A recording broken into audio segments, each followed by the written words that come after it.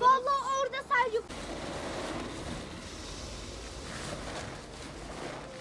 Getirdin mi? Boruyu da. Ne? Arka tarafta. Arka tarafta. Saat 4'te çıkıyorum. Topluyorum. Nereye koyayım bunu? Benim bilmek istiyor. Valla bak. Bilmiyorum da ona. Ben İstanbul'da da pazarda mesela pazarda geliyor adam.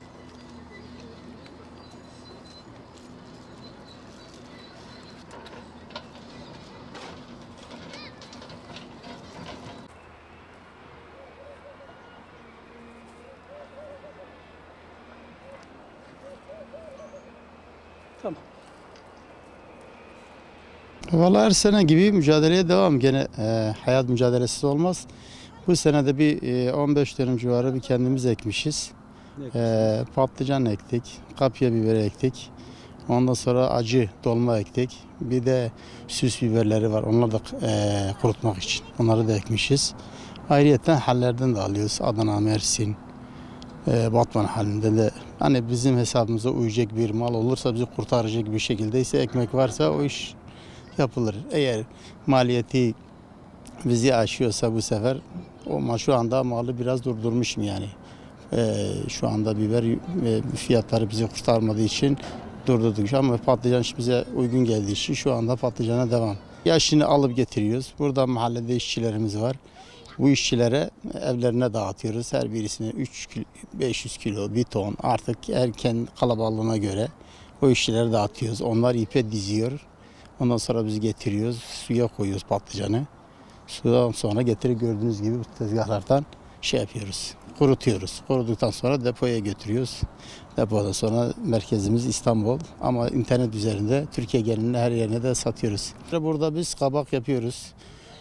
Kuru domates var, musakka var, patlıcan var, biber var, acı biber dolması var, süs biberi var, kuru domates var, evet.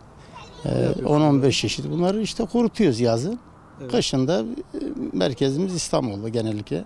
Orada hem toptan yerlerimiz var hem terakende yerlerimiz var. O şekilde satıyoruz. Türkiye'nin her yerinde kargoyla biz gönderiyoruz mal yani. O sıkıntı yok yani. Bu sene Türkiye genelinde 600 ton civarında bir kurutmalık yaptık. Nasip olursa Türkiye geneline yayacağız yani. Valla acısını dizisi var 70 TL, patlıcan gene 70, tatlı biber 60 TL'ye satıyoruz.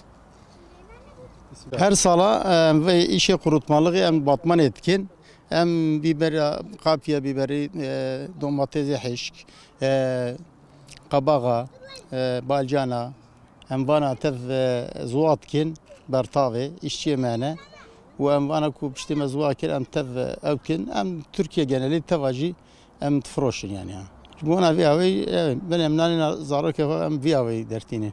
Sadu penci hep evke işçi yemeğine mahallede.